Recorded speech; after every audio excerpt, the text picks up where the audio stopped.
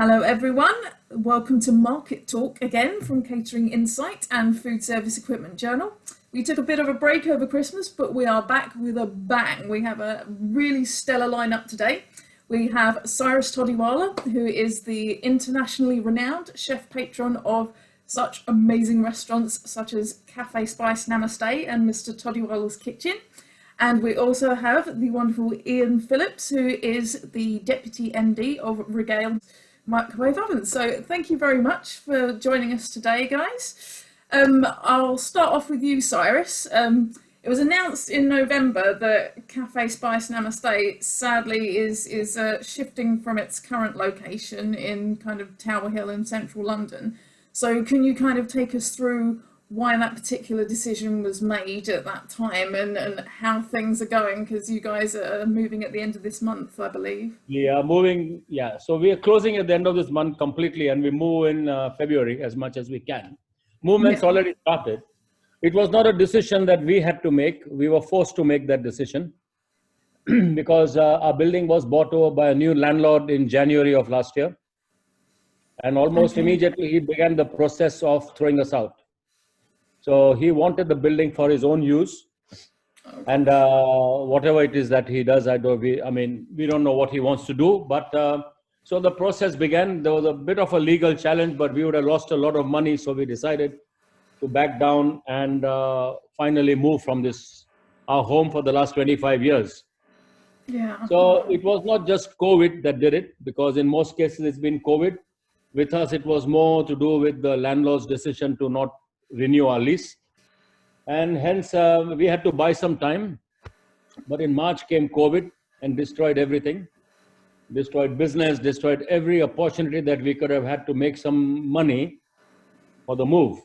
So unfortunately, we move on a penniless situation at the moment, but we are looking forward to it. So I think in one way, it's one door shut and a very beautiful door will be shut. And hopefully some other doors will open that may not be as great as this building, or as spoilt for choice as this building gave us. Yeah. Into locations that are more tight. But we have to move. It's just simple. We have to move. Yeah. I mean, so have you begun the process of looking for another premises? Have you found any other one nearby? So we have an issue, is that because we have a small central production unit in this building, being that we had a good size, and that supplied all the other 4 restaurants. That means that we now have to look for a restaurant, and we got to look for a location where we set up a kitchen that can then keep cooking food for all the restaurants. Because of the kind of cuisine that we do and the standards we maintain, it's extremely difficult for us to keep the same level going all over. So we have located a restaurant. We haven't fully signed the lease yet. There are a couple of, glitches in there, but it's looking positive. We found a good landlord who wants to work with us. He's very keen to work with us. In fact, he wanted us in his building. So there is a little bit more of a balance there. It'll be much, much smaller. It's going to be half the size of Café Spice. But I think it'll be good because it'll mean that we can establish it quickly and gives me a chance to do all the other things I get involved in. And we have also located a site for the new kitchen. Once again, we found some good landlords there. The location is beautiful, and Iain knows my demonstration area, my academy kitchen. There's a proud Panasonic screen on the wall there. So we have to re-establish the academy as well. Right. The academy will move as well as the production unit, and so lots to do, because it's very difficult to do 2 things or 3 different things at the same time. So I'm bombarded with emails all the time, meetings all the time, and one person asks a question, I get confused between that question in this location or the one near City Airport where we are moving as well.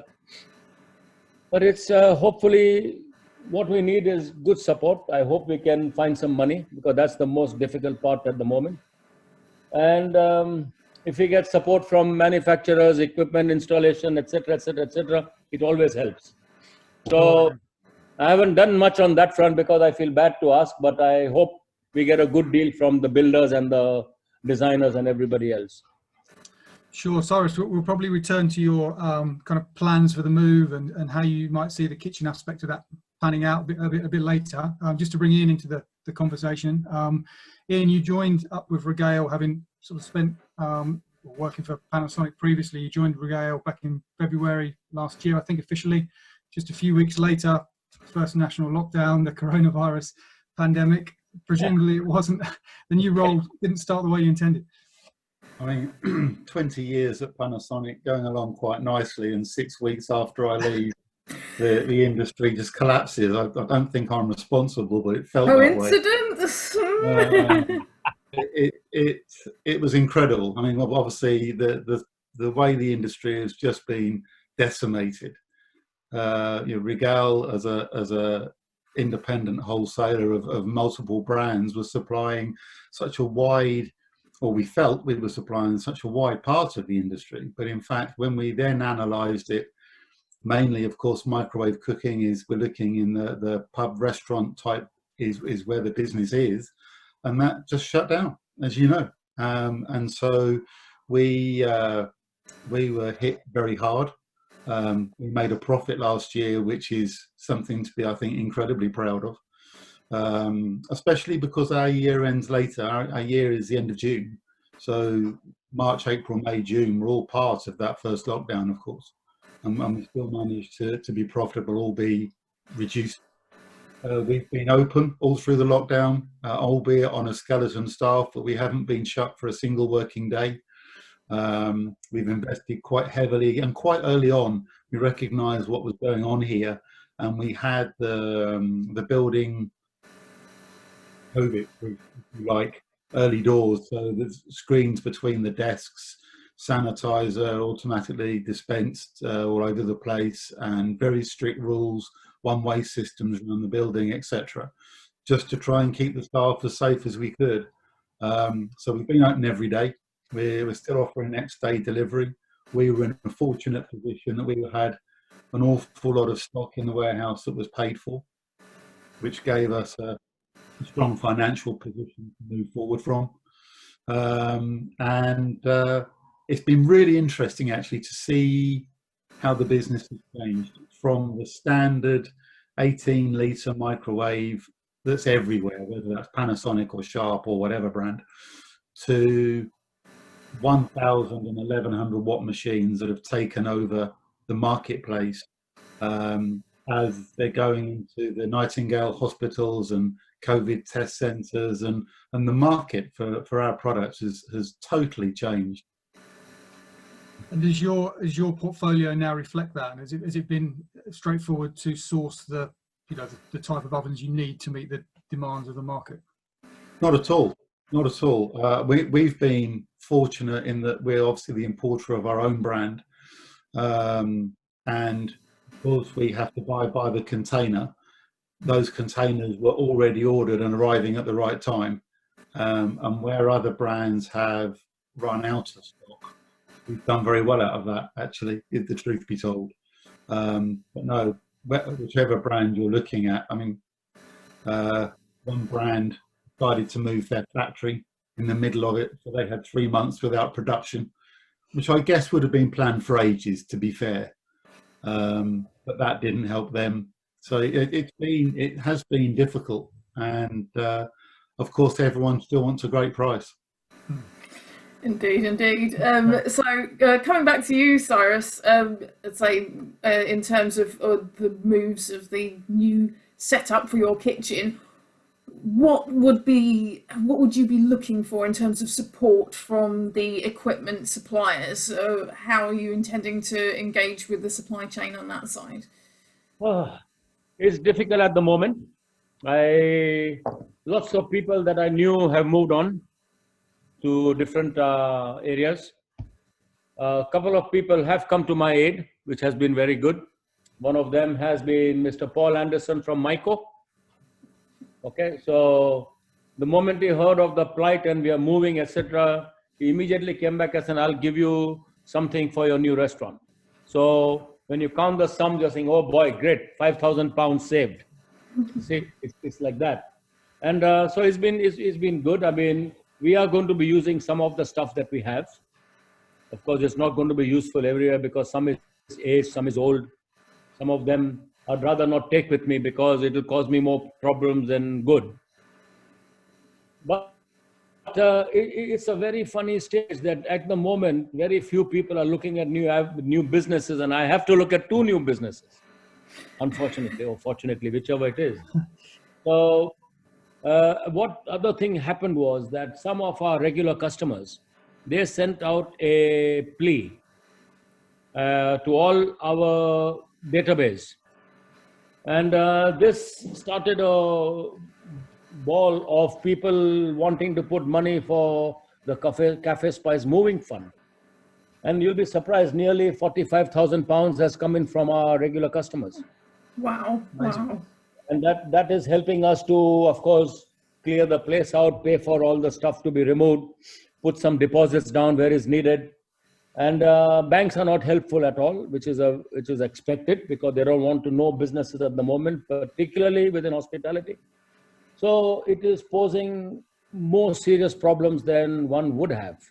And with having no trade at all last year, you can say nearly £1 million of business is wiped out, that we would normally have done.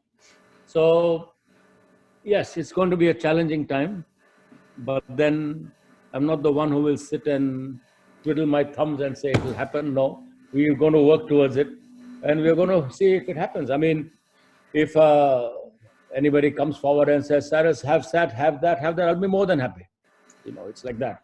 And I've done that in the past for people because equipment manufacturers have used us as a base to do experimental work for combination ovens and things like that. So they can use that data to encourage other people. And then being in the location where we are, it helps them to bring people in to store the equipment in operation. So sometimes that partnership works, which I would really welcome if it happened. So I have no problem with people walking in to see something being used and us answering questions about what we do with equipment, etc. So, yeah, fingers crossed, it'll all go well. Excellent stuff. And the other thing that COVID really has disrupted for you is your Zest Quest Asia, the culinary competition for, say, up-and-coming chefs to try and learn about Asian cuisine. So can you tell me a little bit about how you've adapted that? Because usually there's a gala night at your Hilton in Heathrow, but at the moment, obviously, we can't do that. So you've kind of moved that online a little bit, haven't you? Yes. One of my sponsors is on the same interview at the moment. And I hope yes, indeed, Regale sponsors it all the time. I mean, both Regale and Panasonic. So when Iain was in Panasonic, he put a lot of effort into Zest Quest Asia. He did an amazing job by taking the winning team to Japan. And they saw the Panasonic factory operation in action. And that has led to 3 of them actually working in Asian cuisine now. So, which is a huge achievement.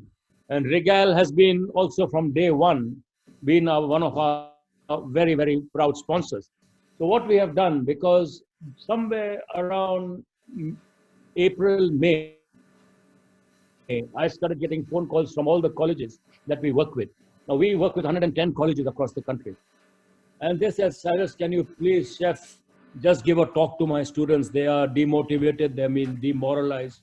They're having all sorts of mental issues because they have given up education to join hospitality. And now they see their futures being wiped out. So I spent a lot of time all those months doing live classes for them, doing demonstrations, just talking to them, motivating them, having open talks with the students and the tutors. And then we launched a competition online just for juniors, just for those under 20, to see whether they could produce something Asian oriented. And we have a small prize. And we gave them some vouchers, but of course they can't use the vouchers. They can't come for dinner with their families because there's no rush at the moment. But we'll always honor it, of course, wherever we move. But so that kept it going. That became so successful that I started getting emails from various other heads of departments saying, can you not do a senior competition? Can you not do something else? So we've launched a competition just last week, and it's called the Zest Quest Asia Winter Challenge 2021. And we are working with Tilda Rice, again, one of our core sponsors. And we are going to do two sets of things. One is that they can produce anything they like with an Asian orientation from all the way from Turkey to Japan. So they got 89 countries in between. And one main course or one dish has to be rice oriented. Now, one of our very key judges, and now he has become a partner. We've appointed him as the director of our foundation, the Todiwala Foundation. Iain, he is Murray Chapman. And Murray is at the moment talking to all the colleges one by one and seeing how we can motivate the students to take part. So we have already got 55 colleges who want to be very seriously involved with the competition. Bigger problems for us because I have to find more prizes and more gifts from people to do it. But that's okay. It's great for the students and it's great for us. So Zest Quest this year, since we cannot do a proper competition, has to be online. We will do a final in different colleges where a host tutor will see the student working but maintain the distance and whatever else, if we can do it. And hopefully it will take off to something else, and then we have something else towards the middle of the year, because this finals are in March, and then we may do a summer one, and fingers crossed next year we can do Zest Quest Asia properly again. The problem is that because of the difficulty everybody is in, we can't ask our sponsors to contribute money at the moment. We also understand that they all must be in financial restraints. So we do our best what we can with the small resources that we have got to keep going. The ultimate aim of the foundation when we thought of Zest Quest Asia was that I want to create a corpus of cash so I can help poor students to go through education. And that was the whole meaning of starting up the foundation. And through the foundation came Zest Quest Asia, and our approach to people like Iain and others, who if they then keep contributing, then if we can save some money from each year's contribution, we build it up. So for example, last year, that means 2019, before the mess took place, no, last year meaning 2019, not 2020. So a couple of the colleges said, Cyrus, if you can just pay for their train fare, they will come to college. So we bought train passes for some students, which were quite expensive. We can understand that many of them couldn't afford, if they're living outside London, to come into London colleges. And so things like that we can do if we have small amounts of money. And what else we want to do is there are some who want to study, but their parents can't afford to send them to the colleges. And hopefully we can give a bursary. And so I just hope Zest Quest Asia keeps growing from strength to strength, and we can motivate more young people to continue their journey to success. Yeah, it's a great cause, and it's really nice to hear you outline how it's benefiting those people. Iain, I'm going to come to you in a second. Just quickly, one for you, Cyrus. Returning to the business, how has takeaway and delivery gone for you? Wrong location, very bad.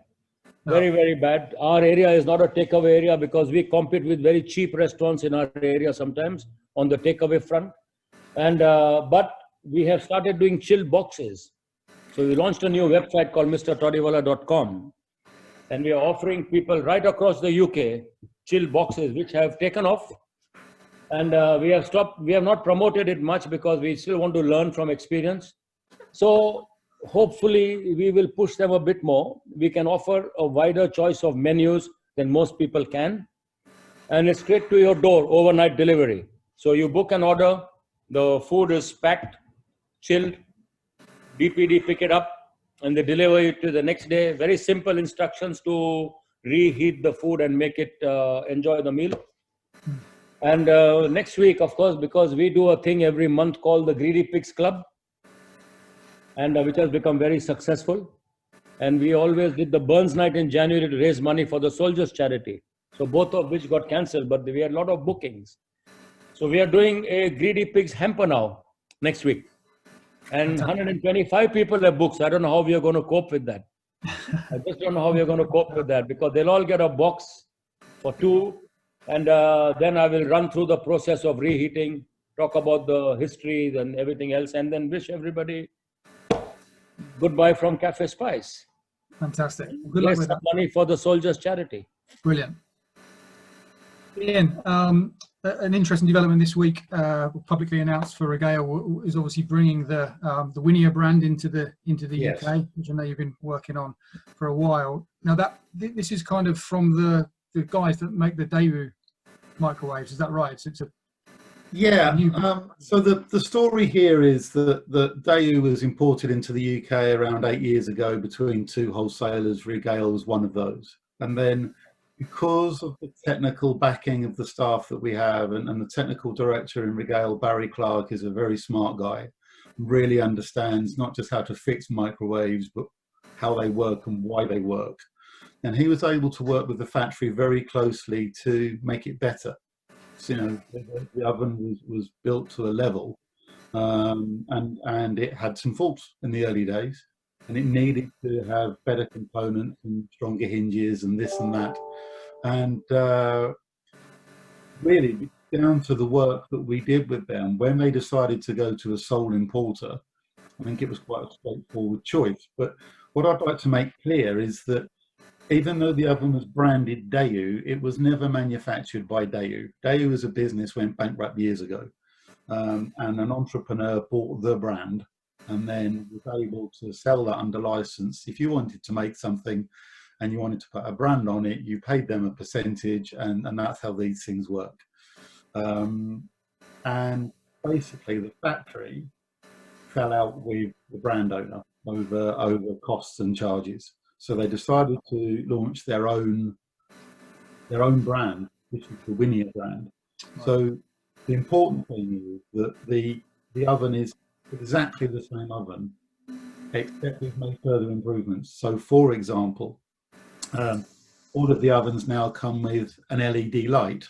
Now, initially you can say, well, is that such a big difference, Iain? Do I need such a bright light in a microwave? But, you know, yes, it's brighter, which is great. Yes, it costs less money to run. It might be small amounts, but it's less. But the thing where it really counts is that the light will last longer than the oven, however well you look after the oven. So if anyone's ever had a light bulb go on a microwave and called the engineer, they probably had a shock, because no manufacturer covers a light bulb. And all of a sudden, to have a light bulb put in your oven, you've got a £70 call out fee, $2.99 part, and suddenly that's expensive. We fixed that. So from that point of view, it's just really where you've got such experience in the business, between the two directors or two owners and myself, you know, well over 100 years of working in this business, of understanding what's going wrong and how we can fix it. And it's really the one thing I've noticed from coming, you know, I've never criticized Panasonic. I love working for Panasonic, but like any corporate, they move very slowly. You want to introduce something new there, you're turning a super tanker. For a business the size of Regale, we're in a little speedboat, and we can make changes very quickly. So really with Winia, we looked at the market, and the market is all the same. You know, whether you look at the big brands, Panasonic or Sharp, whether you look at all the Chinese copies, and let's leave those brands alone, they're all making the same thing: an 18-litre, 1800, 1900 watt oven with a 3-year warranty, where service engineers go out and you pay your money and you take your choice. And we really wanted to offer something different. So our cavity is bigger. As you know, Regale are the inventors of the microsave liner, which is going so well for us. People are really understanding the money you can save by actually having that liner in the oven and keeping it clean. I know Cyrus has them. But the problem is, if you cook in a half gastronome container, with all of these ovens, they're built to take a half gastronome container. So you put the microsave inside, and then you can't use the half gastronome container. Our cavity is bigger, so actually there's plenty of room for a half gastro, or actually even to 1/3 gastro, so you can go up to 2/3. and still with plenty of room for the operator to get their hands in and get hold of the container full of hot food, etc. So that's great.